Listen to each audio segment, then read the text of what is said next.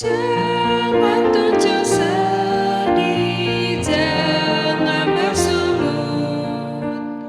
Dari pedih hati tiada yang luput. Serahkan pada Yesus segala tangismu, karena hanya Ia yang beri hiburan. Bawa pada Tuhan keluhmu senang, ceritakan padanya yang mengusik gelap. Damai dan kuasa diberi padamu, dan di dalam susah engkau dibantu. Bila engkau sudah dihiburkannya, bantulah saudara dalam sedihnya. Padanya kabarkan kasih dan rahmat. Tuhan tak biarkan yang cari selamat. Shalom, pemirsa yang diberkati Tuhan. Bertemu kembali dalam seri pelajaran Sekolah Sabat.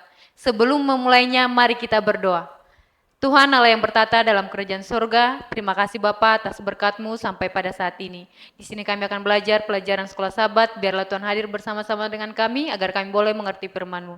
Dalam nama Yesus, amin. Pelajaran Sekolah Sabat 2 September 2023 yang berjudul Praktikan Kesetiaan Tertinggi kepada Kristus. Bacalah untuk pelajaran pekan ini. Terdapat dalam Efesus 6 ayat 1 sampai 9. Markus 10 ayat 13 sampai 16. Kolose 3 ayat 21. 1 Petrus 2 ayat 18 sampai 25. 2 Korintus 5 ayat 10. Dan Kolose 3 ayat 24 dan 25. Ayat hafalannya, dan kamu tuan-tuan perbuatlah demikian juga terhadap mereka, dan jauhkanlah ancaman. Ingatlah bahwa Tuhan mereka dan Tuhan kamu di surga, dan Ia tidak memandang mukamu. Terdapat dalam Efesus 6 ayat 9. Pada tahun 2018, sebuah artefak di Museum Alkitab Washington DC menarik banyak perhatian. Itu adalah Alkitab ringkasan yang dirancang untuk mengajarkan hal-hal penting dari iman sambil menghapus setiap bagian yang memicu pemberontakan oleh para hamba. Diterbitkan pada tahun 1808, teks tersebut tidak hanya menghapus beberapa bagian. 90% dari perjanjian lama dan 50% dari perjanjian baru hilang.